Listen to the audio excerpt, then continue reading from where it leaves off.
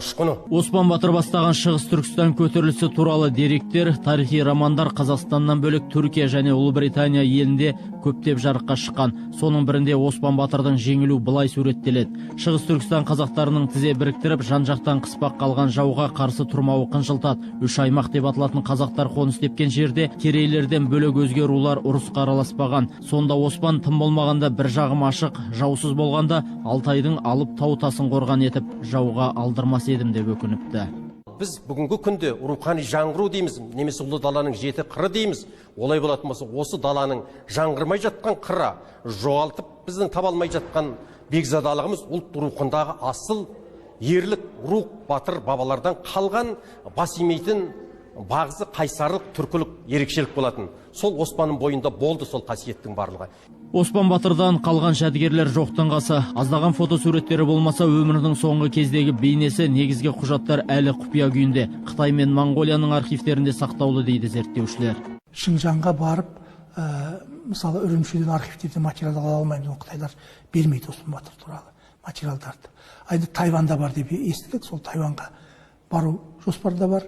Одан кейін әрине мына біздің КНБ-ның, орыстың КГБ-сының архивінде Оспан Батыр туралы материалдар болуы мүмкін. Қытай үкіметін коммунистері қолға алған соң Шыңжаң бағытына қарай қалың әскер жолға шығады. Осыны естіген қазақ жұрты Гималайды жағалап шетелге асуға шешім қабылдайды. Бұл тарихта қаралы көш деп аталады. Алайда Оспан Батырдың алты ұлы күресті жалғастыра береді. Әкелері атылып кеткен соңда қаруларын тастамай тағы бір жылдан астам ұрыс жүргізеді. Ақырында тараптар екі жақты мәмілеге келуге мәжбүр болады.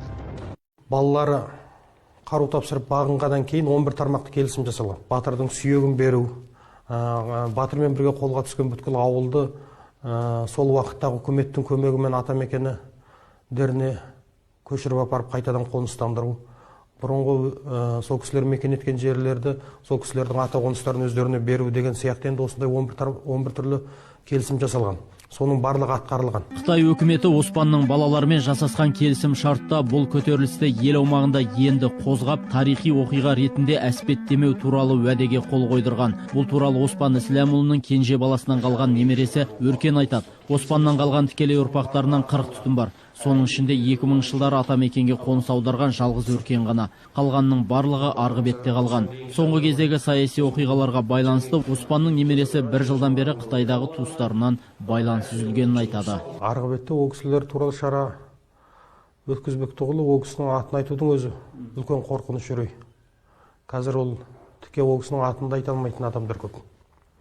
Әрине де ол көкіректі чер-чемен болып қатқан нәрсе бар.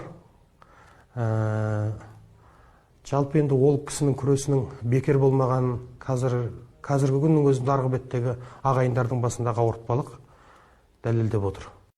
Зерттеуші Сайын Борбасов Оспан Батыр туралы көлемді монография жазуға отырған. Ол үшін жазда ол Тайвань мен Моңғолияға арнайы ғылыми экспедицияға барып қайтпақшы. Ал Ер Жәнібек қоры Батырдың 120 жылдығына арналған жоспарларды түзген.